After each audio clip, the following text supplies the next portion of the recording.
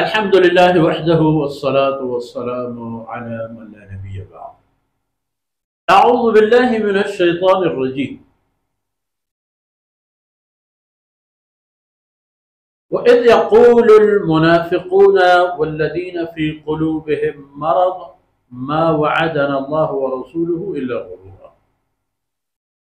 وإذ قالت طائفة منهم يا أهل يثرب لا مقام لكم فارجعوا ويستأذن فريق منهم النبي يقولون إن بيوتنا عورة وما هي بعورة إن يريدون إلا فرارا سبحانك لا علم لنا إلا ما علمتنا إنك أنت العليم الحكيم. رب اشرح لي صدري ويسر لي أمري واحلل عقدة من لساني يفقه قولي واجعل لي وزيرا من أهلي رب زدني علما وارزقني فهما. گرامی قدر بھائیو بہنوں اور پیارے بچوں، گزشتہ آیتوں میں سے آخری بات یہاں تک آ گئی تھی کہ ہنالک ابتلی المؤمنون وزلزلوا زلزالا شدیدا. یہاں پر اہل ایمان کو ایک بہت بڑی آزمائش سے دچار ہونا پڑا. ابتلیا، مبتلا کر دیے گئے. اللہ نے ان پر آزمائشات کا ایک سلسلہ شروع فرما دی تاکہ ان کی ایمان میں مزید مضبوطی آ جائے اور ان کا رخ اللہ رب العزت کی طرف ہو جائے، اور وہی کچھ جو انہوں نے ہمیشہ اللہ رب العزت کی طرف سے دیکھا ہے اور دیکھتے رہیں گے اسی پر ان کا ذہن ڈٹا اور جمع ہے. تو وہ کیفیت تو اہل ایمان کے لیے تھی. مشرکین اور منافقین بطور خاص، منافقین اور ضعیف الایمان قسم کے ایسے لوگ بھی تھے جو ابھی اسلام قبول کر چکے تھے اور ابھی تک ان کی ایمان اتنی مضبوط اور محکم نہیں تھا. تو اسی طرح کے لوگوں کے لیے مسائل تھے. تو اس کو سامنے رکھ کر فرماتے ہیں کہ یقول المنافقون والذین فی قلوبہم مرض، منافقین اور مرض نفاق والے لوگوں نے کہا. اس زمانے کو یاد کیجئے، اور جو ضعیف الایمان تھے ان میں سے بھی ایک آدھ لوگ ایسے بھی کہے سنے گئے تھے ما وعدنا اللہ ورسولہ الا غرورا، کہ اللہ اور اس کے رسول نے ہمیں تو صرف ایک وعدہ دیا تھا جو غلط ثابت ہوا، جو در حقیقت ایک دھوکہ ثابت ہوا. جس طرح ہمیں کہا گیا تھا کہ اللہ تمہارے مدد فرمائیں گے، فرشتے آئیں گے، یہ ہوگا وہ ہوگا، لگتا ہے کہ ایسا نہیں ہو رہا ہے. ہوا بھی اذ ارسلنا علیہم ریحا وجنودا لم تروا، جب اللہ رب العزت نے ان پر دو طرح کے مصیبتیں وارد فرمائی، مصیبتیں نازل فرمائی. ایک تو اللہ نے ان پر ایک آندھی چھوڑ دی جو صرف ان لوگوں کے احاطے کو، حدود کو مشتمل تھا، کہیں دور دراز علاقوں میں نہیں. ان کے آمنے سامنے جناب رسول اللہ صلی اللہ علیہ وسلم اور اس کے احباب تھے، ان پر اس کا کوئی اثر نہیں. رسولنا علیہ ان پر، اور آسمان سے بھی اللہ کے لشکر اترایا اور تہس نہس ہو گئے.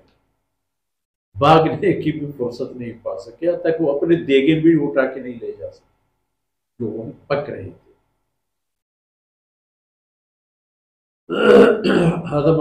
ما وعدنا اللہ ورسولہ الا غرورا.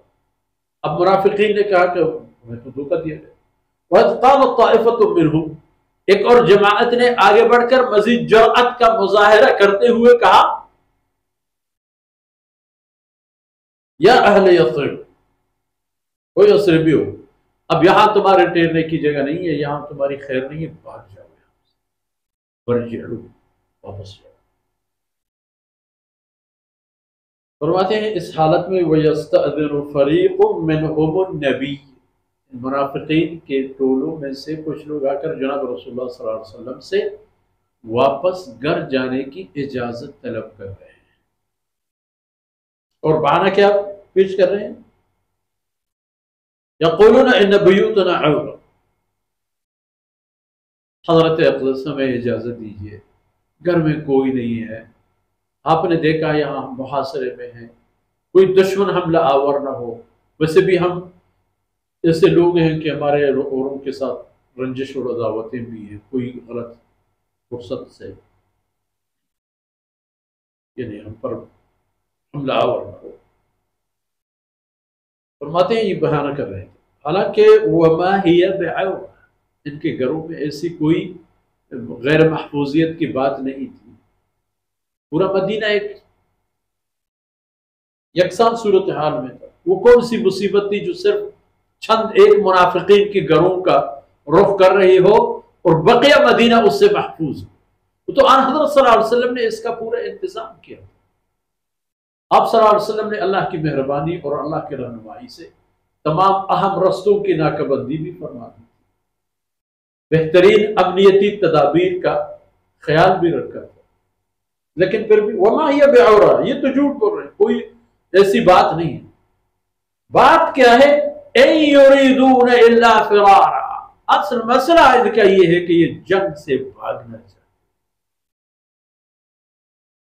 فرماتے ہیں کہ جو خندق کے مواقع میں مشکلات پیش آئے، ان مشکلات میں سے یہی مشکل کہ کفار کی اتنی بڑی لشکر 12,000 نفوس، آن حضرت صلی اللہ علیہ وسلم کے ساتھی 3,000، 3 کہاں اور 12 کہاں، اور یہاں بھی کچھ لوگ ایسے جن کے دلوں میں بیماریاں ہیں، نفاق ہے، شقاق ہے، تو یہ لوگ فرصت کے پیچھے ہیں کہ کب موقع ملے اور وہ بھاگ جائیں۔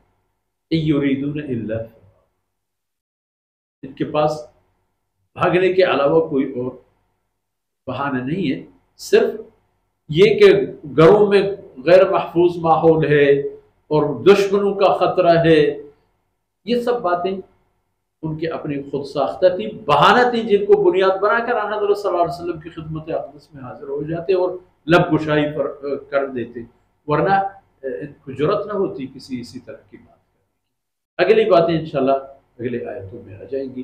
وصلی اللہ علیہ وسلم محمد وعلی آلہ وصحبہ۔